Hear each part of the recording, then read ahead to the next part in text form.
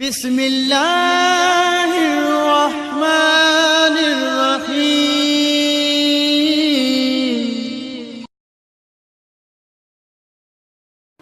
औज़ु बिल्लाहि मिनश्शैतानिर्रजीम। बिस्मिल्लाहिर्रहमानिर्रहीम।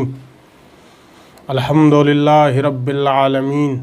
अस्सलातु वस्सलामु अला अशरफिल अंबिया वल मुरसलीन व आलिहि तय्यबीन ताहिरीन अल मासूमीन।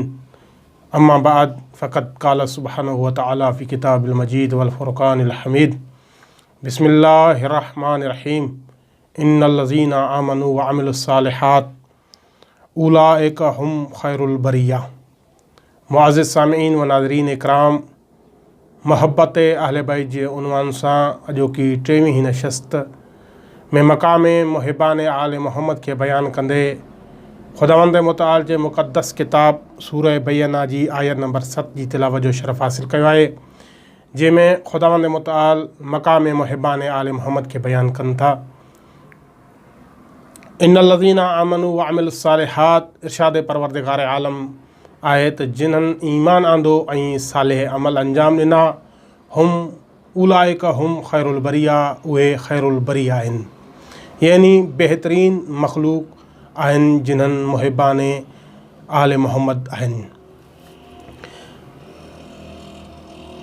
तफ़ासीर में मिले थो नबी अकरम सल्लल्लाहु अलैहि वसल्लम असहाब जिन जे मजमे में हिन आये करीमा जी तफ़सीर बयान कंदे जिन फरमायो, या अली अंत वशियतुक हुम खैरुल बरिया, अली तूं ऐं तुंहिंजा शिया खैरुल बरिया आहियो।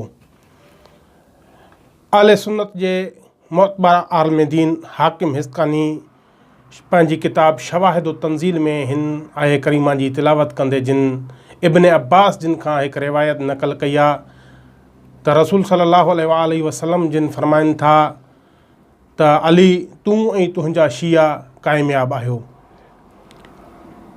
जॾहिं हीअ आये करीमा नाज़िल थी त नबी अकरम सल्लल्लाहु अलैहि वसल्लम मुसल्ला इबादत तां मिंबर हिदायत ते आया ऐं असहाब खे मुख़ातिब थी करे ऐं पंहिंजे हथ जो इशारो अली अमीरुल मोमिनीन अली इब्न अबी तालिब ॾेई करे जिन फरमायो, अंत वशियतुक हुम खैरुल बरिया व ताती यौमल क़ियामत राज़ीन मर्ज़ीन।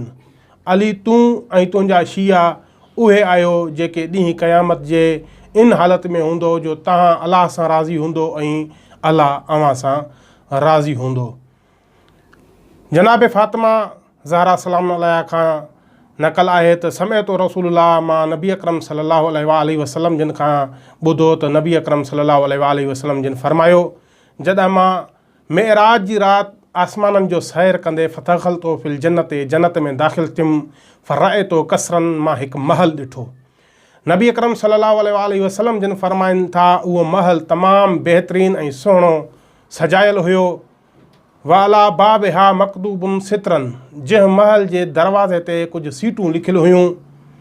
नबी अकरम सल्लल्लाहु अलैहि वसल्लम जिन फरमाइनि था, मां चाहियो त उन्हनि सीटनि खे पढ़ां।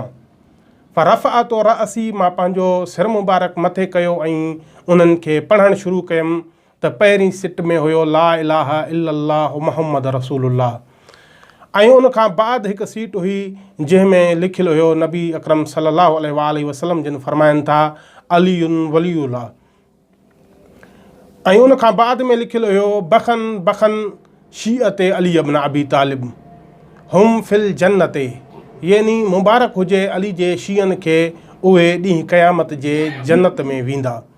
ऐं नबी अकरम सल्लल्लाहु अलैहि वसल्लम जिन फरमाइनि था, फ़दख़ल तो, मां उन महल में उन कसर में दाख़िल थी वियुसि, फ़र्राए तो महलन, ऐं उन खां बाद मां हिकु ॿियो महल ॾिठो जेको उन खां बि वधीक भलो ऐं सुठो सजायल हुयो ऐं जंहिंजे दरवाज़े ते लिखियलु हुयो त ला इलाहा इल्लल्लाह मुहम्मद रसूलुल्लाह अलियुन वसीयुल मुस्तफ़ा, ऐं इहो लिखियलु हुयो त बशर ले शीअते अली तय्यबुल मौलिद, त ए मोहम्मद अली जे शीअनि खे वञी बशारत ॾियां त तव्हां पाक ऐं पाकीज़ा आहियो, तव्हां जूं विलादतूं पाक ऐं पाकीज़ा आहिनि।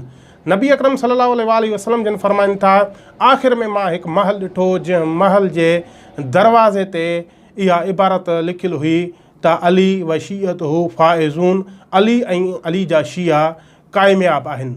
त त ॾिसो केॾो अज़ीम मक़ाम ऐं मर्तबो आहे मुहिबान आल मोहम्मद ऐं मवालियान हैदर करार जो, जंहिं क़ौम खे क़ुरान करीम में ख़ुदावंद मुताल ख़ैरुल बरिया जी ताबीर सां पुकारियो आहे, ऐं जिन्हनि जे लाइ मा यंतिक़ु अनिल हवा जी मिसदाक नबी मोहम्मद मुस्तफ़ा सल्लल्लाहु अलैहि वसल्लम जिन फरमाइनि था अली व शियतुहुमुल फाइज़ुन, अली तूं ऐं तुंहिंजा शिया कामयाबु आहियो। हीअ वाहिद क़ौम आहे शिया जंहिंखे हिन दुनिया में ई कामयाबी जी ताबीर सां ऐं ख़ैरुल बरिया जी ताबीर सां पुकारियो वियो आहे। वस्सलामु अलैकुम वरहमतुल्लाहि वबरकातुहू।